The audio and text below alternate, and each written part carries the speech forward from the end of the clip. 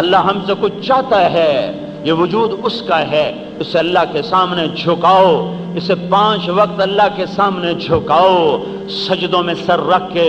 بادشاہوں کو ملنا ہو تو سیڑھیاں چڑھنی پڑتی ہیں، کئی معذور لوگ اور کئی غریب لوگ کہاں بادشاہوں کے در جائیں گے؟ اللہ کو ملنا ہو وہیں زمین پہ سر رکھ دو، تمہیں اللہ مل جائے گا۔ مسجد آنے میں بھی دیر لگے گی، جہاں ہو وہیں سر مٹی میں رکھ دو اور کہہ دو یا اللہ میں آ گیا، تمہارا اللہ کہے گا میں بھی آ گیا۔ تم کہو گے یا اللہ میں توبہ کرتا ہوں، وہ کہے گا میں معاف کرتا ہوں۔ وہ کہے گا یا اللہ میرے اتنے گناہ ہیں، میری کیسے توبہ قبول ہوگی؟ میرا اللہ کہتا ہے یہ تو تھوڑے ہیں، یہ تو بڑے تھوڑے ہیں، تو اتنے کر کہ زمین آسمان کا خلا بھر دے بھر دے بھر دے، جا جا ابھی اور کر، ابھی اور کر، اتنے کر کہ زمین آسمان کا خلا بھر دے، پھر ایک دفعہ کہہ دے یا اللہ معافی تو میں سارے ہی معاف کر دوں گا۔ میں کوئی دنیا کا بادشاہ ہوں کہ جو انتقام لیتا ہے اور جو ظلم کرتا ہے اور جو معاف نہیں کرتا ہے؟ کہ معافی میری سب سے اعلیٰ صفت ہے، درگزر میری سب سے اعلیٰ صفت ہے، پر تم معافی تو مانگو، تم توبہ تو کرو، تم توبہ بھی نہ کرو اور کہو اللہ آپ ہی معاف کر دے گا، تو اتنا اندھا قانون تیرے رب کا نہیں ہے اور اتنا اندھا انصاف اس کا نہیں ہے۔ پھر کیا ضرورت ہے کربلا کے میدان قائم کرنے کی؟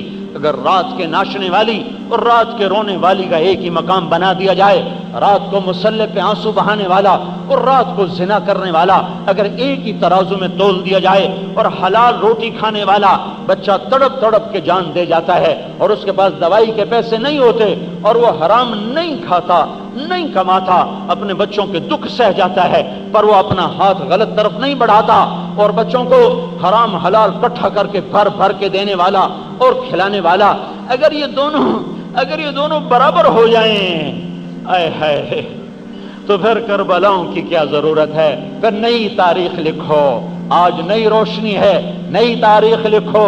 اگر نکاح اور زنا برابر ہو جائے، اگر بیوی اور گرل فرینڈ برابر ہو جائے، اگر خامد اور بوائے فرینڈ برابر ہو جائیں، اگر ظلم اور انصاف برابر ہو جائیں، اگر عدل اور ظلم برابر ہو جائیں، رشوت اور حلال برابر ہو جائے، سود اور حلال برابر ہو جائے، شراب اور پانی برابر ہو جائے، ماں باپ کا نافرمان فرما بردار برابر ہو جائے، پاک دامن داغدار برابر ہو جائے، اگر ظالم اور مظلوم برابر ہو جائے، تو 1.25 لاکھ نبیوں کی تاریخ ختم ہو جائے گی، قرآن ختم ہو جائے گا، حدیث ختم ہو جائے گی، انسانیت مٹ جائے گی۔ نہیں نہیں نہیں، ایسا بھی اندھا قانون نہیں ہے، ایسا بھی اندھا قانون نہیں ہے۔ لیکن میرے بھائیو، وہ ظالم تو ہے ہی نہیں، ایسا بھی پکڑنے والا نہیں ہے کہ معاف کرے ہی نہ۔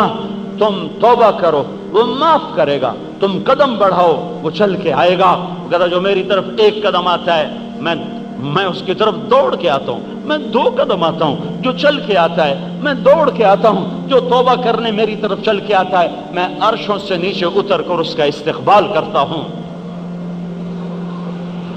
اس کا مطالبہ ہے اذان ہو تو ڈیفنس بند کر دو، کالج بند کر دو، دوڑو مسجد کی طرف۔ نماز ہمارا ذاتی فعل نہیں ہے، ہمارا اجتماعی فعل ہے، اجتماعی۔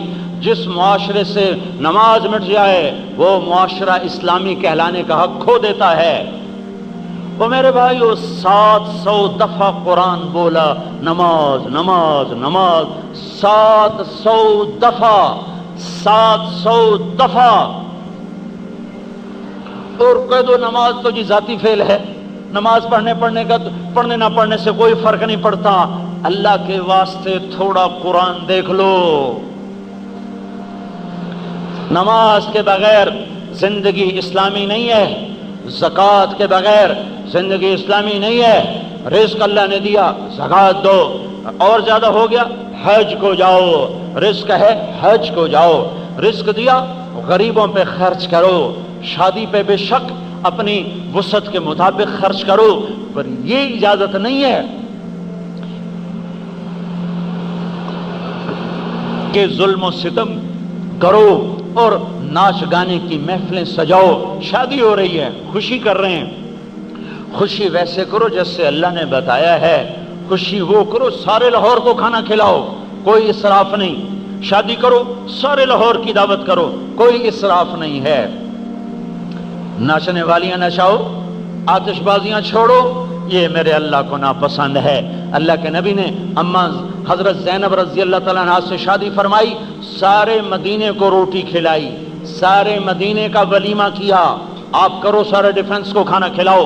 حضرت صفیہ رضی اللہ تعالیٰ عنہ سے شادی فرمائی، 3 دن ولیمے کا کھانا ہوا، 3 دن ولیمہ چلتا رہا، 3 دن کھانا کھلاؤ، پر ناچ گانے کی محفلیں، راگ و رنگ کی محفلیں، یہ ظلم نہ کرو، یہ ستم نہ کرو۔ وہ دھرتی پکار اٹھتی ہے، یا اللہ یہ میرے اوپر کیا ہو رہا ہے، یہ گھنگروں نے مجھے ذلیل کر دیا، مجھے اجازت دے میں پھٹ جاؤں، میں نے اندر ہی لے جاؤں۔ تو میں اللہ کا بندہ ہوں، مجھے اللہ کی مان کے چلنا ہے، میرے پاس رزق ہے تو غریبوں کے لیے ہے، اپنے اوپر وسعت کا خرچ کرو، اچھا گھر بناؤ، اچھی سواری لو، اچھا کپڑا پہنو، نہیں روکا۔ میرا نبی عالی شان گھوڑوں پہ سوار ہوا، ورد میرے نبی کے گھوڑے کا نام ہے، جو کھڑا ہوا گلاب کی طرح حسین نظر آتا تھا، اور یعصوب میرے نبی کے گھوڑے کا نام ہے، جو سارے گھوڑوں میں یوں نظر آتا تھا جیسے مکھیوں میں مکھی کی ملکہ نظر آتی ہے۔ سکب کہتے ہیں بہنا، اتنا تیز رفتار تھا کہ یوں چلتا تھا جیسے پانی بہ رہا ہو۔ سبہا تیرنے کو کہتے ہیں، ہوا میں جیسے کوئی چیز تیر جائے، اتنا تیز دوڑتا تھا کہ جیسے تیر گیا ہو۔ سجل، سقب، سبہا، ورد، یعصوب، یعقوب، یہ میرے نبی کے عالی شان گھوڑے ہیں، خوبصورت گھوڑے ہیں۔ تراز، لزاز، لحیف، یہ میرے نبی کی خوبصورت سواریاں ہیں۔ ہاں آپ گدھے پہ بھی سوار ہوئے، غریبوں کو بھی گنجائش دے دی، آپ سجل اور ورد پر بھی سوار ہوئے، مالداروں کو بھی گنجائش دے دی، آپ اونٹ پر اور خچر پر سوار ہوئے، متوسط طبقے کو بھی آپ نے گنجائش دے دی۔ صحبا، جدعا، قصوا، عزبا، یہ آپ کی اونٹنیوں کے نام ہیں۔ دلدل، فضہ، یہ آپ کے خچر کے نام ہیں۔ وہ فیر، یافور، یہ آپ کے گدھوں کے نام ہیں۔ آپ پیدل بھی چلے، گدھے پر بھی چلے، خچر پر بھی چلے، اونٹ پر بھی چلے۔ آپ کے اونٹ کا نام عسکر تھا، اور اونٹنیوں پر بھی چلے، 4 اونٹنیاں آپ کی سواری میں رہی ساری زندگی، عزبا، جدعا اور قصوا، شہبا، اور آپ گھوڑوں پر بھی سوار ہوئے، عالی شان گھوڑے جن کا بھی میں بتا رہا ہوں۔ آپ نے ایک دفعہ ایک جوڑا پہنا جس کی قیمت 27 اونٹ دے کر جوڑا خریدا گیا، پہنا اور اتار دیا، مالداروں کو گنجائش دے دی، قیمتی کپڑا پہننا چاہتے ہو تو پہن لو، پر ریشم نہ پہننا، سونا نہ پہننا، سونے کی انگوٹھی نہ پہننا، سونے کی زنجیریں نہ پہننا۔ اب چاہے تم جتنا مرضی قیمتی کپڑا پہنو، تمہارے نبی نے تمہارے لیے گنجائش دے دی ہے۔ وسیع دسترخوان، سعد بن عبادہ 100 اونٹوں کو ذبح کر کے ان کا مغز نکال کے پکا کے لائے۔ یا رسول اللہ، میرا جی چاہا آپ کو میں مغز کھلاؤں، میں نے 100 اونٹ ذبح کر کے ان کا مغز نکال کے آپ کی خدمت میں پکا کے لایا ہوں، آپ بھی کھائیں، سب کو کھلائیں۔ مال دیا ہے، ایسے سخاوت کرو، اس طرح سخاوت کرو، لیکن ظالم نہ بنو کہ مال موسیقی میں جائے، مال زنا میں جائے، پیسہ شراب میں جائے، پیسہ نائٹ کلب میں جائے، پیسہ ہوٹلوں میں چلا جائے۔ یہ ظلم و ستم نہ کرو، غریبوں پہ لٹاؤ، اپنے اوپر خرچ کرو، اچھا گھر بناؤ، بڑا کاروبار کرو، پر سود پہ نہ کرو، جھوٹ پہ نہ کرو، لین دین کرو پر جھوٹ پہ نہ ہو، لین دین کرو پر سود پہ نہ ہو، تجارت کرو۔ میں یہ نہیں کہتا ہوں کہ ادھار نہ دو، بے شک ادھار پہ کام کرو، پر میں پھر یہ کہتا ہوں پھر گالیاں نہ دو۔ جب ادھار دینے میں کوئی دیر کرے پھر گالیاں نہ دو، یا گالیاں دینا بند کرو یا ادھار دینا بند کرو، 2 کام میں سے ایک کرو۔ اتنا حوصلہ، اگر زیادہ آدمی ادھارتا بھی دیتا، لالچ ہوتا ہے کہ زیادہ منافع آ جائے گا، تو پھر حوصلہ پیدا کرو۔ پھر کوئی مال میں دیر کر دے، پیسہ دینے میں دیر کر دے، پھر اس سے گالیاں مت دو، ورنہ سارا کچھ برباد ہو جائے گا۔ سن لو میری، غور سے سن لو، غور سے سن لو۔ اگر کسی کو ماں بیٹی کی گالی دے دی تو یہ بڑا مجرم بن گیا، وہ چھوٹا مجرم بن گیا ہے۔ 10 کروڑ نہیں کہتا ہوں میں، ساری زمین سونا بن گئی اور میرا کسی سے سودا ہو گیا، میں نے وہ اس کو دے دیا، اور اس کے بدلے میں نے پورا آسمان سونے کا اس کے عوض میں لے لیا، لین دین طے ہو گیا، وہ پھر گیا، وہ مال لے کے بھاگ گیا، میرا سونے بھرا جہان لے کے بھاگ گیا، اگر میں نے اس کو ماں یا بیٹی یا بہن کی گالی دے دی تو میں بڑا مجرم ہوں، وہ چھوٹا مجرم ہے۔ بھائیو اور دوستو، اسلام اللہ کا ایک پیغام ہے جو ساری دنیا کے انسانوں تک پہنچانے کے لیے ہمارے سپرد کیا گیا ہے۔ ھذا بلاغ للناس۔ علامہ زرکشی فرماتے ہیں اگر قرآن کا کوئی نام رکھا جاتا تو یہ آیت قرآن کا نام بنتی، ھذا بلاغ للناس، یہ پیغام ہے لوگوں تک پہنچانے کے لیے۔ اس کے پیچھے اللہ کا کامل علم ہے، اس کے پیچھے اللہ کی طاقت، قدرت، جلال، جبروت ہے، نہ اس میں کوئی کمی ہو سکتی ہے نہ زیادتی ہو سکتی ہے۔ ساری دنیا کے انسان مل کر اسے بدلنا چاہیں تو اللہ تعالیٰ ارشاد فرماتے ہیں لا وتمت کلمۃ ربک صدقا وعدلا لا مبدل لکلماتہ، تیرے رب کے بول پورے ہو چکے ہیں، دنیا کی کوئی طاقت ان کو بدل نہیں سکتی۔ اپنے آپ یہ تبدیل ہو جائے، لا تبدیل لکلمات اللہ، نہ یہ خود بدلتا ہے نہ اسے کوئی بدل سکتا ہے۔ ساری دنیا کے کذاب، دجال اور ساری دنیا کے وہ چند سکوں پر بک جانے والے، وہ جتنا بھی زور لگا لیں اور جتنا بھی اس کے پیچھے پھریں، اسے کوئی بدل نہیں سکتا۔ جب تک سورج مغرب سے نہیں نکلتا اسے اللہ باقی رکھے گا، جب وہ مغرب سے نکلے گا اسے خود اوپر اٹھائے گا، اسے کوئی بدل نہیں سکتا، اس میں تحریف نہیں ہو سکتی۔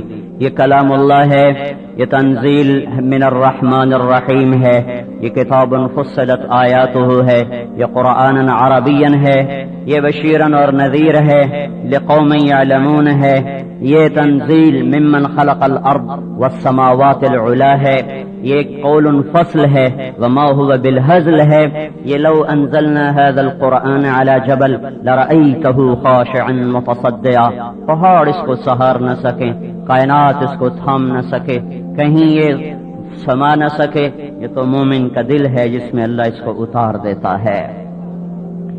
ہاں، ایک حدیث میں آتا ہے اللہ اپنے کلام کو الفاظ میں پابند کیے بغیر لوح محفوظ پر اتارتا تو لوح محفوظ کے ٹکڑے ٹکڑے ہو جاتے۔ لوح محفوظ کی لمبائی چوڑائی کو اللہ کے سوا کوئی نہیں جانتا۔ اتنی لمبی چوڑی مخلوق قرآن کی ایک تجلی کے سامنے زیر و زبر ہو جاتی۔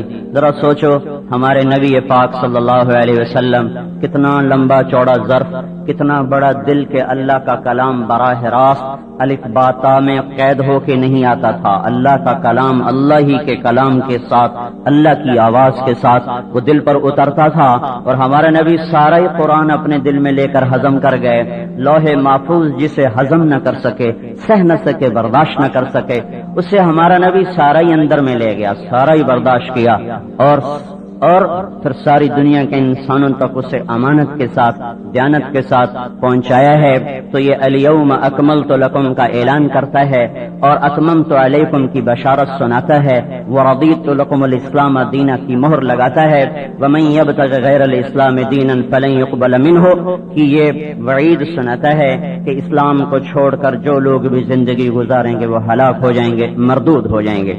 اس پیغام ربانی کو دنیا کے آخری کنارے تک پہنچانا وہ میری آپ کی ذمہ داری ہے۔ اجتباکم، اللہ نے ہمیں 4 تمغے عطا فرمائے، ہم چنی ہوئی امت ہیں، اللہ نے ہمیں چنا، ساری کائنات میں سے چھانٹا۔ اجتباکم، ہم نے تمہیں چنا ہے، انتخاب کیا ہے، بلا مقابلہ تم منتخب کیے گئے ہو۔ اس امت کا شرابی زانی بھی اللہ نے منتخب کر کے اس امت میں ڈالا ہے، اس امت کی کوٹھے پہ ناچنے والی بھی اللہ نے منتخب کر کے اسے اس امت میں ڈالا ہے۔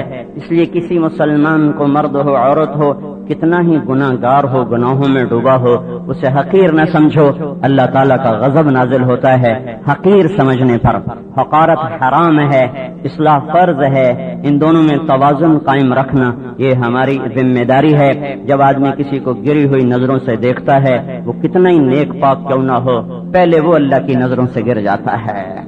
جب کوئی آدمی کسی کو ایسے ٹیڑھی نظر سے دیکھتا ہے اور اپنی نیکی پر وہ اتراتا ہے اور نازاں ہوتا ہے، کسی بے پرد کو پردہ دار عورت نے دیکھا اور حقارت کی نظر ڈالی، کسی بے نمازی کو نمازی نے دیکھا اور نفرت کی نظر ڈالی، کسی حلال کھانے والے نے حرام کھانے والے کو دیکھا اور حقارت کی نظر ڈالی، تو پہلے یہ اللہ کی نظروں سے گریں گے، پہلے ان کا تختہ نکلے گا، پہلے ان کو اللہ پکڑے گا کہ تم ہو کون میرے بندوں کو گری ہوئی نظروں سے دیکھنے والے، لست علیہم بمسیطر، حساب کتاب تیرے ذمہ ہے کہ تیرے رب کے ذمہ ہے، حساب تو نے لینا ہے کہ تیرے رب نے لینا ہے، تو اپنی امیت کو سنبھال، اپنے عمل کو سنبھال، اللہ نے ہمیں چنا، وجتباکم، ہم چنے ہوئے ہیں۔ دوسری چیز کیا ہے؟ اللہ تعالیٰ نے ہمیں کنتم خیر امت، کا تم سب سے بہترین امت ہو۔ تیسری چیز کیا ہے؟ وَكَذَلِكَ جَعَلْنَاكُمْ أُمَّةً وَسَطًا، كَذَلِكَ جیسے میں نے تمہیں اپنا پاک رسول دیا، کامل اکمل رسول دیا، جیسے میں نے تمہیں قرآن جیسی کتاب دی، جیسے میں نے تمہیں اسلام جیسا مذہب اور دین دیا، جیسے میں نے تمہیں کعبہ جیسا قبلہ دیا، اسی طرح میں نے کیا کیا ہے؟ جعلناکم امتن وسطا، میں نے تمہیں درمیان کی امت بنایا ہے، دو طرفین، ایک ادھر ایک ادھر، یہ انتہا یہ انتہا، اس کے بیچ میں تم کھڑے ہوئے ہو، تمہاری حیثیت چکی کے دو پارٹ میں کیل کی طرح ہے، وہ کیل سیدھا ہے، سلامت ہے، تو چکی کا پارٹ گھومے گا، آٹا نکلے گا، غذا نکلے گی، غلے پس پس کے نکلیں گے، وہ ٹیڑھا ہو جائے تو پسائی خراب ہوگی، وہ نکل جائے تو دونوں پارٹ آپس میں مل کر چکی کا کام تمام ہو جائے گا۔ اے امت محمد صلی اللہ علیہ وسلم، اگر تم سیدھے کھڑے ہوئے ہو تو زمین کا پارٹ، آسمان کا پارٹ یہ چکی کی طرح چلے گا، اور اس میں سے خیر نکلے گی، تقوی نکلے گا، زہد نکلے گا، محبت نکلے گی، عدل نکلے گا، انصاف نکلے گا، ماں باپ کی محبت اور خدمت نکلے گی، پاک دامنی نکلے گی، توکل نکلے گا، زہد نکلے گا، اخلاق نکلیں گے، علم نکلے گا، اور اللہ تعالیٰ کے نام پر مر مٹ جانا نکلے گا، اور عفاف نکلے گا، صلہ رحمی نکلے گی، احسان نکلے گا، رغبت نکلے گی، راہبت نکلے گی، ہر صفت اس میں سے پس پس کے باہر نکلے گی، اور تم مزے کی زندگی گزارو گے، تمہارے ساتھ غیر بھی گزاریں گے۔ اگر تم ٹیڑھے ہو گئے تو پھر کیا ہوگا؟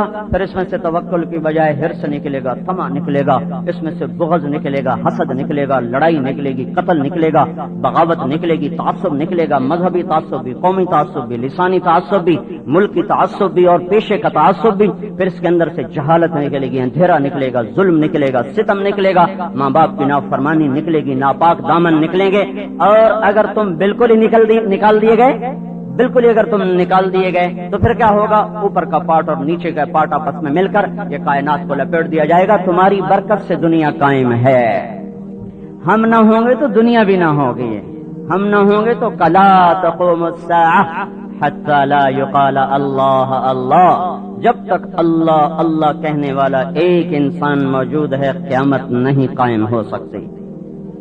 ہماری تو فعل تو ساری دنیا کو مل رہا ہے، چاہے ہم کتنے ہی گرے پڑے ہیں، ہماری تو فعل مل رہا ہے، ہم نہ ہوں گے تو کائنات نہ ہوگی، سورج نہ چمکے گا، زمین کا فرش بچھا نہ رہے گا، آسمان کی چھت تنی نہ رہے گی، چاند کبھی نہ مسکرائے گا، تارے جھلملائیں گے نہیں، ہوائیں چلیں گے نہیں، دریا بہیں گے نہیں، صبح آئے گی نہیں، شام آئے گی نہیں، موسم نہیں بدلیں گے، ہوائیں نہیں بدلیں گی۔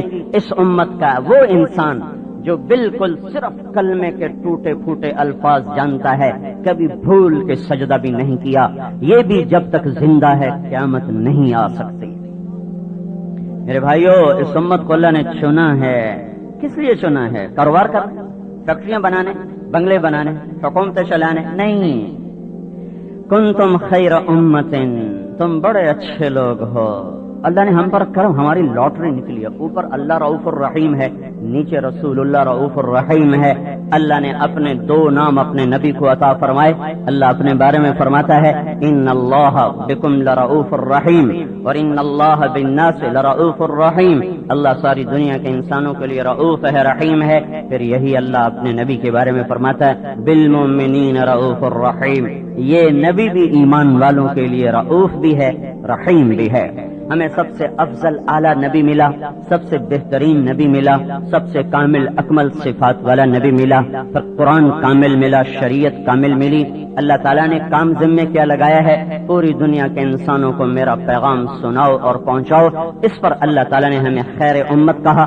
ہمارے نبی نے کہا انتم تتمون 70 امتا انتم خیرها واکرمها علی اللہ، ہمارے نبی نے فرمایا اہل جنت کی 120 صفیں ہیں، اس میں سے 80 صفیں میری امت کی ہیں۔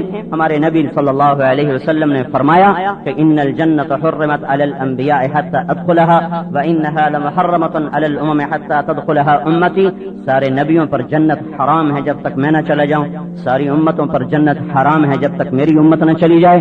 کوئی امت نہیں جا سکتی جب تک یہ نہ جائیں، کوئی نبی نہیں جا سکتا جب تک رسول اللہ صلی اللہ علیہ وسلم تشریف نہ لے جائیں۔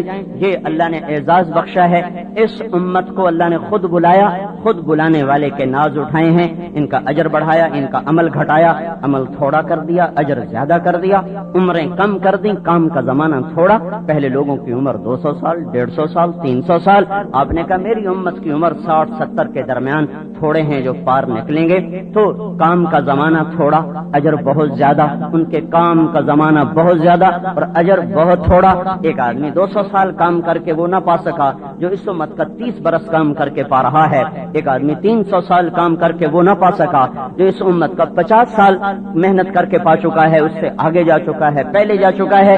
ایک اللہ نے اعزاز یہ ہمیں عطا فرمایا، کام کرنے مزدوری کا وقت تھوڑا، صلہ زیادہ، اجر زیادہ۔ دوسرا ہمیں اللہ نے آخر میں بھیجا تاکہ ہمیں جنت میں جانے کا انتظار تھوڑا رہے۔ انتظار بھی ایک مشقت ہے، گاڑی ٹائم پر ہو تو کہتے ہیں شکر ہے یار انتظار سے بچ گئے، وہ کہیں جی 2 گھنٹے لیٹ ہے تو منہ لٹک جاتا ہے کہ اب 2 گھنٹے پلیٹ فارم پہ بیٹھنا پڑے گا۔ تو اللہ نے ہمیں بالکل آخر میں بھیجا تاکہ جنت کا انتظار تھوڑا ہو جائے۔ تیسرا اللہ نے ہم پر یہ کرم فرمایا کہ ہم سے پہلے ہر امت کا قصہ سنایا کہ نوح علیہ السلام کی قوم نے یہ کیا، قوم عاد نے یہ کیا، ثمود کی قوم نے یہ کیا، اور شعیب کی قوم نے یہ کیا، قوم سبا نے یہ کیا، قوم فرعون نے یہ کیا، بنو اسرائیل نے یہ کیا وہ کیا، سناتا آیا۔ جب ہماری باری آئی تو اللہ پاک نے پردہ ڈال دیا، ہمارے بعد کوئی ہے ہی نہیں، کسی کو نہیں سنائے گا، ہمارے گناہوں پہ پردے ڈال دیے، نہ یہاں نہ وہاں، نہ یہاں نہ وہاں۔ قیامت کے دن ہمارے نبی عرض کریں گے یا اللہ میری امت کا حساب میرے حوالے کر تاکہ ان کو شرمندہ نہ ہونا پڑے، میں ہی لے لوں۔ تو اللہ تعالیٰ فرمائیں گے جب آپ لیں گے تو آپ کے سامنے تو ان کو شرم آئے گا، میں آپ کو بھی نہیں دیتا، خود لوں گا پردہ ڈال کے۔ اس امت کا حساب وہاں بھی ستاری کے ساتھ ہوگا، تو اللہ نے ہمیں آخر میں بھیج کر جرم پہ پردہ ڈال دیا، چھپا دیا، کسی کو بتایا نہیں ہے۔ پھر اس کے ساتھ اور نرمی کا معاملہ کر دیا، اجر ایسا بڑھا دیا، ایک نیکی کرو 10 گنا، 10 کو کر دیا 700 گنا۔ جب ہمارے نبی نے 700 گنا پر بھی کہا یا اللہ زد امتی، یا اللہ 100 گنا بھی تھوڑا ہے اور زیادہ فرما، تو اللہ تعالیٰ نے فرمایا انما یوفی الصابرون اجرهم بغیر حساب، ہم آپ کی امت کے صبر والوں کو بے حساب دیں گے۔ اللہ تعالیٰ نے ایک بات میں ہمیں ڈانٹا تو ایسا خوبصورت ڈانٹ ہے سبحان اللہ کہ ہمارے اللہ تعالیٰ نے، ہم اس کے بندے، اس کی مخلوق، ہم مٹی کے نطفے کے، گندگی کے، پیشاب کے، پخانے کے، قربان جائیں اس مالک کے، خالق کے جو بے نیاز ہو کر بھی ہمارے ناز اٹھاتا ہے۔ ہمیں تنبیہ فرمائی، ایک کام ہم نے وہ کیا جو بنو اسرائیل کر رہے تھے، تو کہنا یوں چاہیے تھا اللہ تعالیٰ کو کہ تم بھی وہی کر رہے ہو جو بنو اسرائیل کر رہے تھے، تو مشابہت ذرا ایسی قوم سے ہو جاتی جن کو اللہ نے کبھی بھی پسند نہ فرمایا۔ جب کسی چیز کو تشبیہ دی جائے اعلیٰ چیز کے ساتھ تو اس کا مقام بلند ہو جاتا ہے، ادنا سے دی جائے تو مقام پست ہو جاتا ہے۔ ہم کہتے ہیں وہ چاند جیسا ہے تو یہ اس کے مقام کو ہم نے بلند کیا، ہم کہیں وہ چوہے جیسا ہے تو ہم نے اس کے مقام کو پست کیا ہے۔ ہم کہتے ہیں وہ تو دریاؤں جیسا ہے، سمندروں جیسا ہے تو اس کی سخاوت کے مقام کو بلند کیا۔ ہم کہیں وہ تو مکھی چوس ہے تو ہم نے اس کے مقام کو پست کیا۔ جب کسی کو تشبیہ ادنا سے دی جائے وہ بھی ادنا ہو جاتا ہے، اعلیٰ سے دی جائے وہ اعلیٰ ہو جاتا ہے۔ تو اللہ تعالیٰ نے ہمیں بنو اسرائیل کے ساتھ مشابہت سے بچایا۔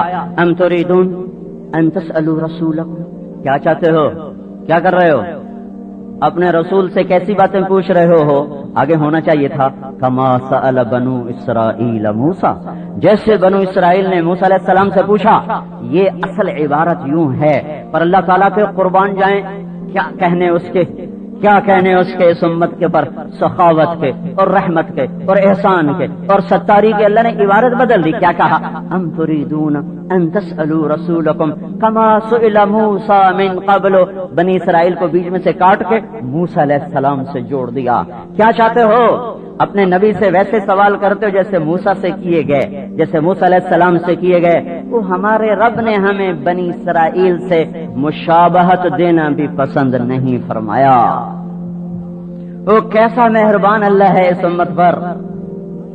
جب آپ دنیا سے جا رہے ہیں جبریل نے آ کر عرض کیا کہ ملک الموت دروازے پر ہے, اندر آنے کی اجازت چاہتا ہے. آپ کی اجازت کے بغیر اندر نہیں آ سکتا. آپ کی اجازت ہوئی, ملک الموت اندر آیا. وہی کیا ہو گیا, اندر آئے اور آ کر کہنے کے یا رسول اللہ تعالیٰ نے جب سے موت کا کام میرے سپرد کیا ہے, یہ پہلا موقع ہے کہ اللہ تعالیٰ نے فرمایا پوچھ کے جانا ہے, بغیر پوچھ کے نہیں جانا. اور یہ پہلا موقع ہے اللہ تعالیٰ نے فرمایا ہے کہ ان سے پوچھنا, آنا چاہیں تو لے آنا, رہنا چاہیں تو چھوڑ کے آ جانا. آپ نے فرمایا میں کہوں گا تو میری روح نکالو گے؟ کہا جی نکالوں گا. آپ نے جبریل کو دیکھا, تیری کیا رائے ہے؟ جبریل بولے یا رسول اللہ آپ کی ملاقات کا شوق رکھتے ہیں. اس پر آپ نے فرمایا اچھا پہلے واپس جاؤ, اللہ سے پوچھ کر آؤ میرے بعد میری امت کے ساتھ کیا کرے گا. تو جبریل واپس گئے, ملک الموت کھڑے رہے. جبریل پیغام لائے کہ اللہ تعالیٰ فرما رہے ہیں ہم آپ کی امت کو آپ کے بعد تنہا نہیں چھوڑیں گے, ہم آپ کی امت کو تنہا نہیں چھوڑیں گے. اگر یہ بات اس وقت نہ ہوتی تو آج ہم انسان نہ بیٹھے ہوتے, پتہ نہیں کیا کیا جانوروں میں مسخ ہو چکے ہوتے, ہواؤں سے اڑا دیے جاتے, زمین میں دھسا دیے جاتے, پتھروں میں ہمیں پتھروں سے کچل دیے جاتے. پر یہ اس محبوب مصطفیٰ صلی اللہ علیہ وسلم کے احسان ہیں, احسانات ہیں کہ جاتے جاتے بھی ہمارے لیے کام کر گئے اور ہمیں اس خوفناک پکڑ سے بچا گئے جو پہلی قومیں ان گناہوں کی وجہ سے پکڑی آتی تھیں جن میں ہم اس وقت مبتلا ہیں اور پوری طرح مبتلا ہیں. کون سا کام ہے جس پر اللہ کا عذاب آیا اور آج نہیں ہو رہا؟ ہر وہ کام ہو رہا ہے جس پر اللہ کا عذاب آتا ہے. لیکن اللہ تعالیٰ کا کتنا رحم و کرم ہے کہ وہ اس محبوب کی دعاؤں کے توفیل وہ ہم سے درگزر کر رہا ہے. میرے بھائیو, اس امت کو اللہ تعالیٰ نے یہ عزت بخشی کہ یہ امت وسط ہے, یہ امت خیر امت ہے, یہ امت مجتبی امت ہے. چوتھا اعزاز اللہ نے بخشا کہ لتکونوا شہداء علی الناس, اللہ نے ہمیں گواہ بنایا, اللہ نے ہمیں شاہد بنایا, اللہ نے ہمیں داعی الی اللہ بنایا. ہم ساری دنیا کے انسانوں کو پیغام حق سناتے ہیں, اللہ سے جوڑتے ہیں, مخلوق سے توڑتے ہیں. توڑنے سے مراد قطع تعلق نہیں, توڑنے سے مراد ہے دل کا رخ مخلوق سے ہٹا کر خالق کی طرف. دعاد و ربی بن عامر کو جنہوں نے کسرا کے دربار میں کہا ان اللہ ابتعثنا, سنو ہمارے خلیفہ نے نہیں بھیجا, ہمیں ہمارے اللہ نے بھیجا ہے. لنخرج العباد من عبادت العباد الى عبادت رب العباد ومن جور الادیان الى عدل الاسلام ومن ضیق الدنیا الى سعتها فارسلنا بدینہ الى خلقہ. ہمیں ہمارے اللہ نے بھیجا ہے کہ ہم ساری دنیا کے انسانوں کو لوگوں کی بندگی سے نکالیں اور اللہ کا بندہ بنا دیں, اور ساری دنیا کے باطل مذاہب کے ظلم سے نکالیں اور اسلام کے عدل میں داخل کر دیں, اور دنیا کی تنگیوں سے نکالیں اور دنیا کی وسعتوں پر ان کو ڈال دیں. یہ پیغام دے کر ہمیں ہمارے اللہ نے بھیجا ہے. میرے بھائیو, اس امت کو جو عزت اور اعزاز ملا وہ اللہ کے سفیر ہونے کی وجہ سے ہے. میں بھی پاکستان کا شہری ہوں, سفیر پاکستان بھی پاکستان کا شہری ہے. اس کا اعزاز اور اس کی عزت اور اس کی رعایت اور اس کے لیے پروٹوکول اور. میں عام شہری ہوں, میرے ساتھ معاملہ اور ہے, سفیر پاکستان کے ساتھ معاملہ اور ہے. یہ امت اللہ کی سفیر ہے, اللہ کی طرف سے نمائندہ بن کر آئے ہیں. اللہ تعالیٰ نے ان کو اوروں سے نمایاں کر دیا, ممتاز کر دیا, افضل کر دیا, اعلیٰ کر دیا, برتر کر دیا. موسیٰ علیہ السلام نے پوچھا یا اللہ میری امت سے بڑھ کر کوئی امت ہے؟ تو نے بادلوں کا سایہ کیا, تو نے من و سلوہ کھلایا. تو اللہ تعالیٰ نے فرمایا موسیٰ میرے محبوب صلی اللہ علیہ وسلم کی امت کو ساری امتوں پر وہ فضیلت حاصل ہے جو مجھے اپنی مخلوقات پر حاصل ہے. موسیٰ علیہ السلام کہنے کہ وہ امت مجھے دے دے گا, نہیں آپ کو نہیں, وہ میرے حبیب کی امت ہے, وہ میرے محبوب کی امت ہے. میرے بھائیو, دنیا اندھیروں میں ہے, اللہ کو نہ جاننا سب سے بڑا اندھیرا ہے. اللہ کے رسول کو نہ جاننا سب سے بڑا اندھیرا ہے. جنت کے شوق کا اٹھ جانا سب سے بڑا اندھیرا ہے. جہنم کے خوف کا نکل جانا سب سے بڑا اندھیرا ہے. رشتے ناتوں کا ٹوٹ جانا یہ بہت بڑا اندھیرا ہے. ماں باپ کی نافرمانیاں یہ بہت بڑا اندھیرا ہے. زنا کے بازار اور شباب پر پہنچ جائیں, شراب و کباب تہذیب بن جائے, یہ بہت بڑا اندھیرا ہے. ظالم دندنائے, مظلوم سسکے اور رینگے اور اس کی فریادیں دیواروں سے ٹکرا کر واپس آ جائیں اور صدا بصحرا بن جائیں, یہ بہت بڑا اندھیرا ہے. گالی گلوچ ہو، یہ بہت بڑا اندھیرا ہے۔ نمازوں کا چھوٹ جانا، مسجدوں کا ویران ہو جانا، یہ بہت بڑا اندھیرا ہے۔ موسیقی کی محفلوں کا اپنے شباب پر ہونا اور کھوے سے کھوا چھلنا اور ازدحام اور رش کا ہونا، یہ بہت بڑا اندھیرا ہے۔ مسلمان بیٹیوں کا اپنے جسم کی نمائش کر کے پوسٹروں کی زینت بن جانا، اشتہاروں کی زینت بن جانا، یہ بہت بڑا اندھیرا ہے۔ کیا ظلم و ستم ہے کہ فریج بھی بیچ نہ ہو تو عورت ننگی کی جا رہی ہے، اور ٹیلی فون بیچ نہ ہو تو عورت ننگی کی جا رہی ہے، چاکلیٹ بیچ نہ ہو تو عورت کو ننگا کیا جا رہا، اور ڈبل روٹی کو بیچنا ہو تو عورت کو ننگا کیا جا رہا، واشنگ مشین کو بیچنا ہو تو عورت کو ننگا کیا جا رہا، کپڑوں کو بیچنا ہو تو عورت کو ننگا کیا جا رہا۔ یہ اندھیرے ہیں، اندھیرے ہیں، اندھیرے ہیں، یہ وہ اندھیرے ہیں۔ او کظلمات فی بحر لجی یغشاہ موج من فوقه موج من فوقه سحاب ظلمات بعضها فوق بعض اذا اخرج يده لم يقد يراها۔ یہ وہ اندھیرے ہیں جو تہ در تہ ہیں، جو پے در پے ہیں، جو پے ہم ہیں، جو مسلسل ہیں، جو اوپر نیچے ہیں، ہاتھ کو ہاتھ سجھائی نہیں دیتا۔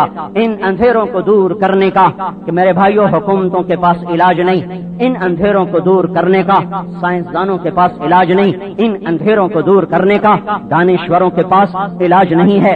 میں ایک دفعہ تہجد پڑھ رہا تھا تو فون میرا کھلا ہوا تھا، بند کرنا یاد نہ رہا۔ تو جب میں نماز سے فارغ ہوا تو میں نے دیکھا ایک نمبر سے 80 کالیں آئی ہوئی تھیں، 80 دفعہ ایک ہی نمبر نے۔ اس وقت ہوتے تھے موبائل جس میں آ جاتا تھا ایک دفعہ، 2 دفعہ، 3 دفعہ، 4 80 دفعہ اس میں کال ایک ہی نمبر سے تھی۔ میں رات کو سویا ہوا تھا، کوئی 1 اور 2 کے درمیان، سردیوں میں لمبی رات ہوتی، تو فون کھلا رہ گیا تو گھنٹی بجی، میں گھبرا کے اٹھا، اللہ کرے خیر ہوئے، اس ویلے دا فون، اللہ کوئی خیر دی خبر سنا، کوئی بری خبر نہ سنا۔ تو میں نے ایسی آدھے آنکھیں کھلی آدھے بند، میں نے کہا جی او جی پوچھنا ہے بھائی ٹائلٹ دعا پڑھ سکنے ہیں کہ نہیں۔ تو رات دے 2 بجے میں نے فون کر کے پوچھتا پہ میں ٹائلٹ دعا پڑھ سکنے ہیں کہ نہیں۔ یہ حدیث آج موبائل پہ فٹ آتی ہے کہ ایک دفعہ پتہ ہے سوئٹزرلینڈ میں کوئی کسی کو ڈائریکٹ کال نہیں کرتا ہے، پہلے میسج کرتا ہے میں آپ کو کال کر سکتا ہوں، وہ اگر یس کرے گا تو پھر یہ کال کرے گا، ورنہ نہیں کرے گا۔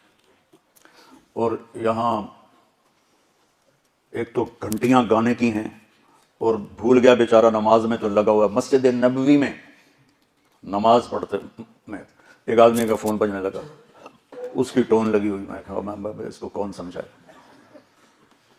تو آج فون اس کا مصداق ہے کہ کم از کم مصروف آدمی کو ایسے تنگ نہ کرو، پہلے اجازت لو، اجازت نہ ملے تو برا نہ مناؤ۔ اب چونکہ میں پورا سال بیمار رہا، بہت تکلیف میں، اللہ نے کاٹی، اللہ اپنے فضل سے میسج آتے ہیں، میں نہیں اٹینڈ کرتا ہوں، نہ کر سکتا ہوں۔ تو ابھی کل کی بات ہے کہ پرسوں کی ایک میسج آ رہا تھا مسلسل، میں ڈیلیٹ کر دیتا تھا۔ تو وہ کوئی لڑکی تھی، اور انہوں نے کہا اگر میں کسی مالدار کی بیٹی ہوتی پھر تو تم بڑی جلدی میرا فون اٹھا لیتے، پھر آگے سے اس طرح کی اخلاق سے گری ہوئی باتیں کرتے۔ اور جو کوئی کسی لڑکے کا نہ اٹھاؤ، غریب جو ہوتا وزیر اعلیٰ تو بھاگ کے میرا فون اٹھاتا۔ بھائی اگلا کس مشکل میں ہے، کس مصیبت میں ہے۔ اس سارے سال میں زیادہ میں نے بیٹھ کے نماز پڑھی، زیادہ فرائض بھی بیٹھ کے پڑھے، کھڑا ہوا جاتا ہی نہیں تھا۔ تو اس موبائل نے ہماری زندگی کو بہت زیادہ ڈسٹرب کیا ہے۔ کوئی فون نہیں اٹھاتا تو بدگمانیاں، کس قدر خوبصورت بتایا گیا کہ دروازے پر جا کر بھی کہا جائے بھی نہیں مل سکتے تو گالیاں دیتے ہوئے واپس جاتے ہیں۔ فرجعوا، قرآن میں آتا ہے نا، ہوا ازکا لکم، لیکن یہ وہ ابواب ہیں۔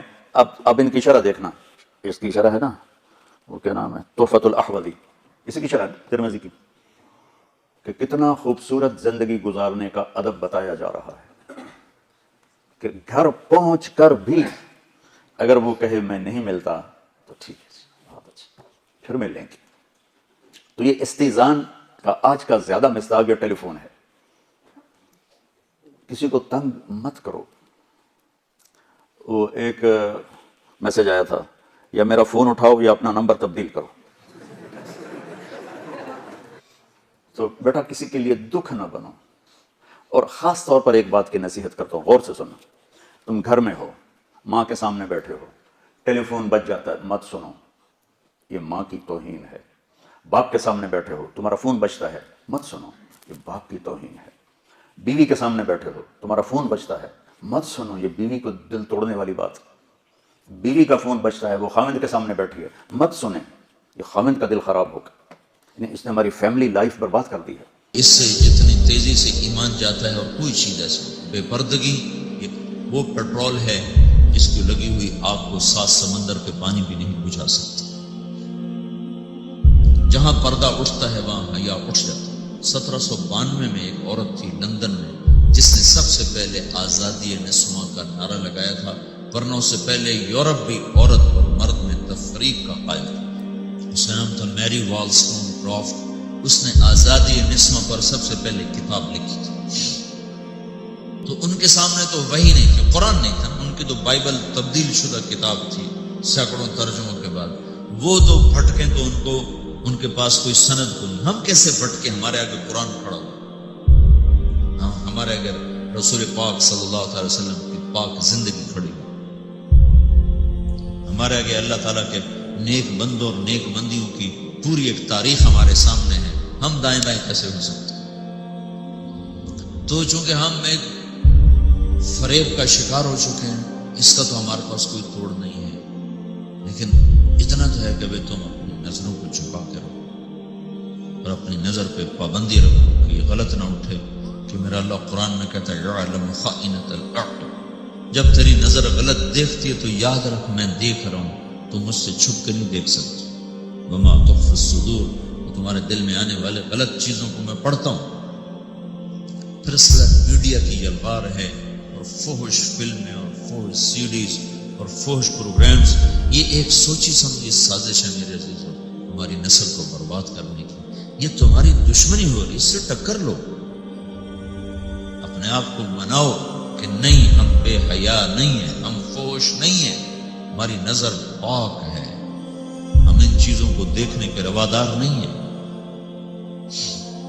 ایک عرب سردار اپنے پہلی صدی کا واقعہ ہوا، 80-90 ہجری میں وہ گرفتار ہوئے ہیں اور ان کے ساتھ 10 ساتھی تھے، ان کو قتل کر دیا گیا. یہ ہیں حبیب، ان کا نام ہے حبیب. تو یہ بڑے اونچے لمبے نوجوان تھے. تو ان کو رومی سردار نے کہا یہ مجھے غلامی کے طور پہ دے دو. تو نے اس کو غلام بنا دیا. اس سے کہنے لگا اگر تم عیسائی ہو جائے نا تو میں تمہیں بیٹی بھی دیتا ہوں، اپنی جاگیر بھی دیتا ہوں. وہ کہنے کہ تم مجھے سارا جہان بھی دے دینا تو میں ایک پل کے لیے بھی عیسائی ہونے کو تیار ہوں. تو اس نے دیکھا کہ یہ اس طرح نہیں مانتے، تو اس نے ایک لڑکی کو تیار کیا اور ایک کمرے میں ان کو، ایک گھر میں ان کو بند کر دیا. 3 دن کا وہاں راشن رکھا اور کہا، اس لڑکی کے ذمہ لگایا کہ تم اس نوجوان سے بدکاری کرواؤ، جب یہ بدکاری کرے گا تو پھر سب کچھ کرے گا. 3 دن 3 رات وہ لڑکی سارا زور لگا بیٹھی، حبیب بن عمیر. تیسرے دن وہ پکار اٹھی، بھائی تو کیا چیز ہے؟ تو لوہے کا ہے یا پتھر کا ہے؟ نہ تو دیکھتا ہے نہ تو نے کچھ کھایا ہے. 3 دن 3 رات وہ لڑکی اس نوجوان کی آنکھ کا پردہ اوپر نہیں اٹھا سکی. تو وہ 3 دن کے بعد کہنے لگی تجھے روکنے والا کون ہے یہ تو بتا، من یمنعک منی، تمہیں کون روک رہا ہے مجھ سے؟ تو کہنے لگی میرا رب ہے جو میری شہرت کے قریب ہے، مجھے اپنے رب سے حیا ہے، مجھے روک رہا ہے. وہ کہنے لگی تیرے جیسے کو میں قتل ہوتا نہیں دیکھ سکتی، میں تیری نجات کا راستہ خود نکالوں. تو کچھ دنوں کے بعد آئی اور زاد راہ اور کھانا اور سامان اور اس کو دیا اور باہر نکال کر کہا کہ یہ ستارہ ہے، اس کو اپنے سیدھے ہاتھ پہ رکھو، رات کو چلو دن میں چھپو، کچھ عرصے کے بعد تم اپنے وطن پہنچ جاؤ گے. یہ حیا تھا جس نے پتھر کو بھی